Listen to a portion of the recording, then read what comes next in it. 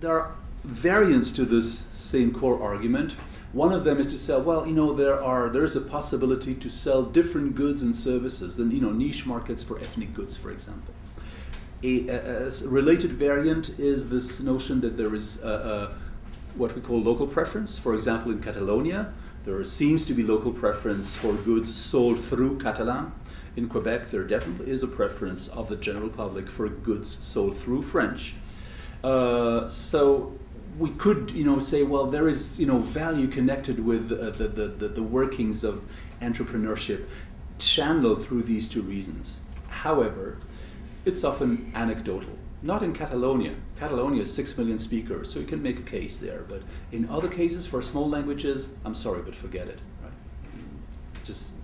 There is also attitudinal biases. What little value you might be able to demonstrate might be sort of wiped out by the countervailing force of attitudinal biases against small languages. Non-dominant languages also find themselves in this non-dominant position because they are the object of persecution. And this persecution, as you all know, is something that find its way into the minds of people, hence rejection, etc., etc. The arguments also generally fail to meet high standards of proof, so we cannot very well use it to convince people who don't share our views in the first place. And there again, we come back to, remember the slide we had at the beginning. When something is good, people generally don't need to be told. And if you have to keep telling them, look how good diversity is, look how good the small language is, then there is a strong suspicion that, well, if they need to be told, it may not be so good after all. So there again, it's a bit double-edged. There are some exceptions, but how we handle them theoretically would take us too far here, so let's just put this aside for the time being. The development argument, an interesting one. It means that we have to revisit the standard variables of development economics. And the idea is that if development takes place through the people's own language, it has favorable consequences, brings about more balanced, more sustainable development. And I think it's true. Basically, it's a sensible argument. Which, by the way, is less a matter of development economics than regional economics. So there is a bit of confusion there, but it doesn't really matter. But the terminology in this case doesn't matter too much. The problem is that it's, first of all, very difficult to single out the role of language. It may be other things associated with language that explain this positive effect. It may be all kinds of cultural values or network effects, social network effects is what I mean here, that actually, if we had the data, it's very difficult to know what data we need, but if we had the data for this, there is a strong suspicion that the language itself would not come out as a significant explanatory factor. The processes at hand are very complex. It's very difficult to make a good argument. The findings, to the extent that we have some, are pretty idiosyncratic. So again, not a very strong argument. Third one, the multiplier effect. The idea is, okay, well, let's pump money into minority language protection, non-dominant language protection. Let's do an economic plan, just like currently governments around the world, including the United States, are pouring money into all kinds of programs to kickstart the economy again. Jumpstart, sorry. So the idea is financial support, which will, and this is what we call in macroeconomics, for those of you who remember the general Keynesian model, as it's called, successive waves of economic simulation, and therefore there is a significant total effect which benefits the economy as a whole, right? So you can say, well, let's support small languages. It will do economic good. There is, of course, one horrible weakness behind this, is that, first of all, public spending on any project yield multiplier effects, and then such effects may be much larger if you build roads or if you build a nuclear power plant instead of building a library for minority language books. So it's a very, very dangerous argument, unless you team it up with qualitative arguments. And this brings us to where I want to go, namely the welfare argument.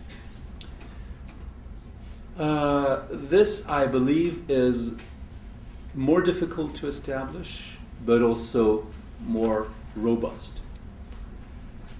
The first point, let's assume, at this point I'm only saying let us assume, that linguistic and cultural diversity are goods in themselves.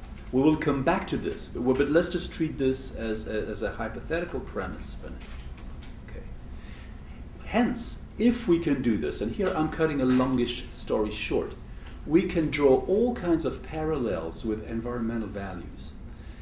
I don't mean to do a biologizing analogy. I think that biophysical processes and the processes that govern human agency are not similar.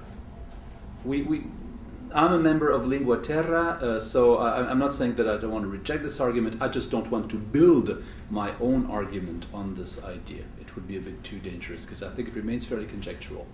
But there is a strong parallel in the way in which we value or evaluate environmental quality on the one hand or linguistic and cultural diversity on the other hand. So this is where the parallel is useful. In particular, we can show that just like the environment, diversity carries two very important features. One is non-rivalry of consumption. And again, this will sound very familiar to those of you who have had economics in the distant past or recently. Non-rivalry means that if one person consumes a good, there is no less of it for other consumers. For example, public lighting. If the light shines on you, a lamppost in in Paris streets shines on you as you walk past, it doesn't mean that there is any light less for the person walking next to you or 100 yards behind you. Whereas if you eat an apple, once you've eaten it, nobody else can eat it. An apple is a rival good. Light is a non-rival good. And languages or linguistic diversity are non-rival goods as well. Just because I speak English doesn't mean there is any less English for people around here. Probably quite the opposite, in fact. It's also, diversity, just like the environment, is also non-excludable, i.e. you cannot very easily prevent people from enjoying it if they like it or suffering from it if they don't. In the same way as, again, let me take the example of a lamppost. You cannot exclude someone from benefiting from the light of the lamppost. You can exclude me from having a watch. If I don't pay the watch for the watch, the merchant will not give me the watch. If I don't pay for the apple, I will not receive the apple and will not be able to eat it. But even if I don't pay taxes in New York because I'm not a resident, I can still enjoy public lighting, and there is no practical way to exclude me from this, right? Linguistic diversity, environmental quality share this characteristic.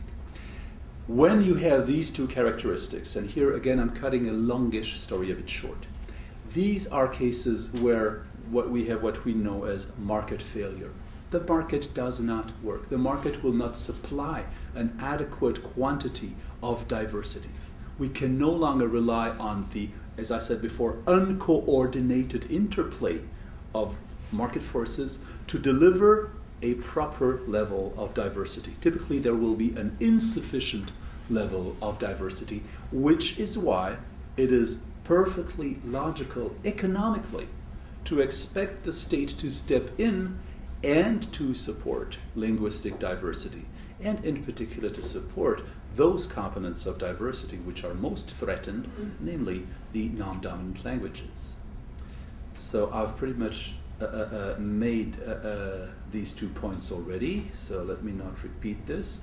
Only perhaps one more point. There are other forms of market failure. There are other sources of market failure. Non-rivalry, non-excludability are typical sources, and I think they are the most central, but you also have additional ones which, in this case, I think further justify intervention in favor of small languages.